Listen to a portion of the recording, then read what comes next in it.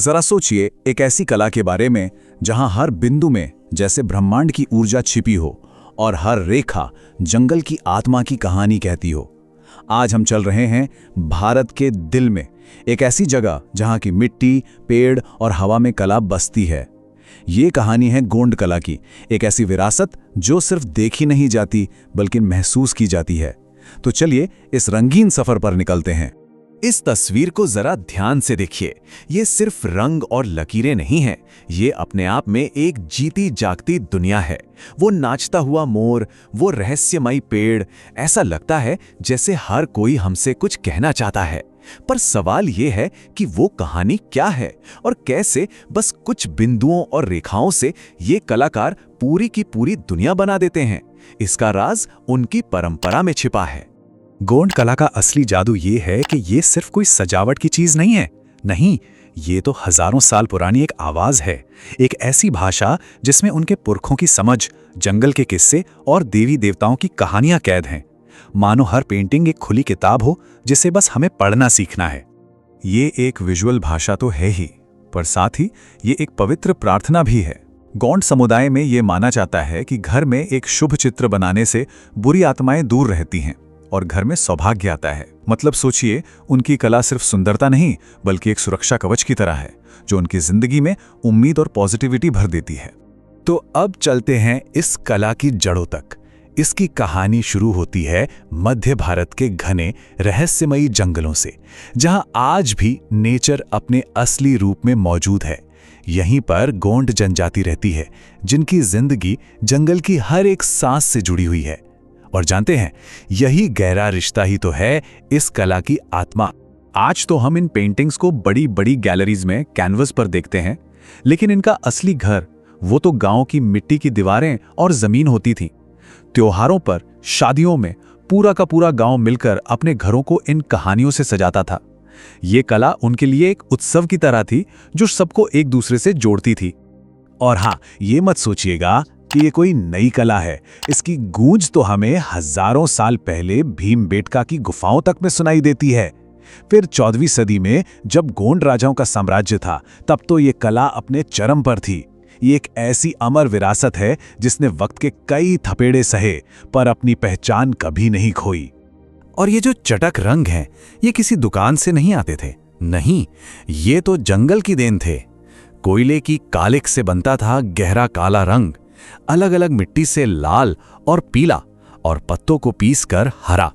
ये दिखाता है कि गोंड कलाकारों के लिए तो पूरा जंगल ही उनका कैनवस और उनकी रंगों की पेटी था। सीधा प्रकृति से लेना और उसे ही कला में लौटा देना कमाल है। तो चलिए अब इस कला की आत्मा को समझते हैं, इसकी अनोखी भाषा को। देखिए, ये सिर्फ चित्रकारी नहीं है, ये बिंदुओं और रेखाओं की अपनी एक ग्रामर है जो हर तस्वीर में जान डाल देती है। ये जो पैटर्न आप देख रहे हैं ना, ये सिर्फ डिजाइन के लिए नहीं है, ये तो हर कलाकार के सिग्नेचर की तरह हैं, उनकी अपनी पहचान।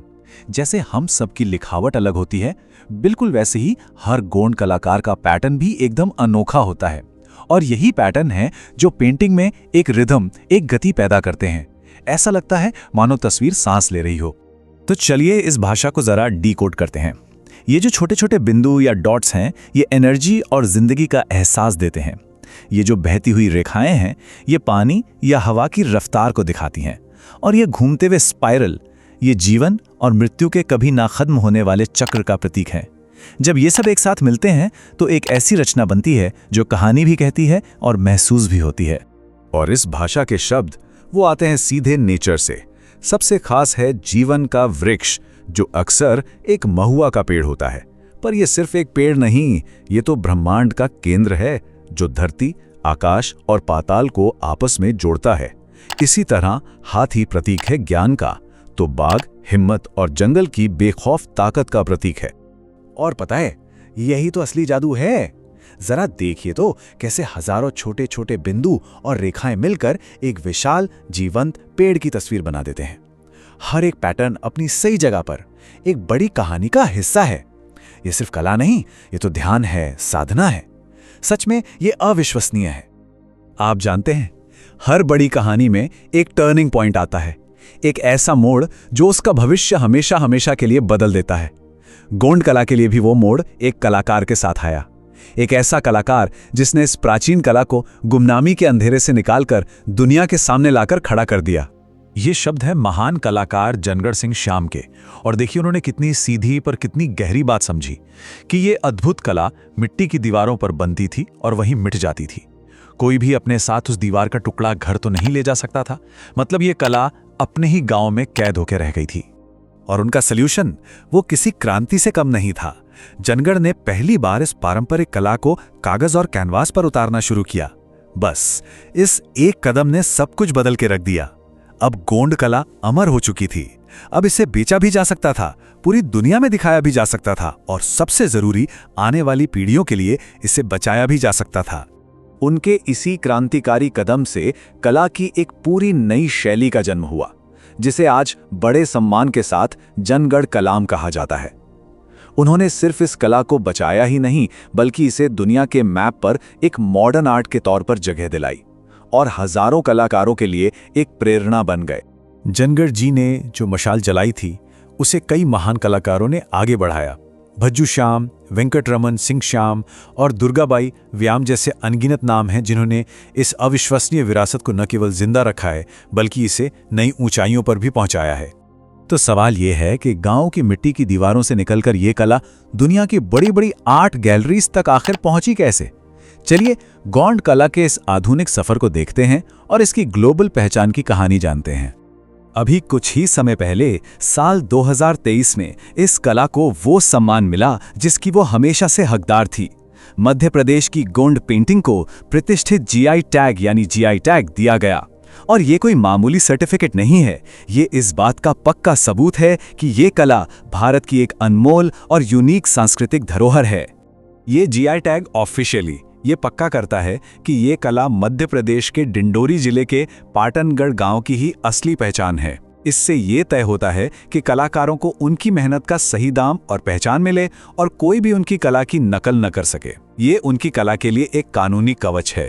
तो आज गोंड कला सिर्फ एक आदिवासी परंपरा नहीं रह गई है, ये अब एक ग्लोबल आर्ट मूवमेंट बन चुकी है जो दुनिया भर की गैलरियों में भारत का नाम रोशन कर रही है। और ये गोंड समुदाय के लिए सांस्कृतिक गौरव और आर्थिक आत्मनिर्भरता का एक बहुत बड़ा प्रतीक बन गई है।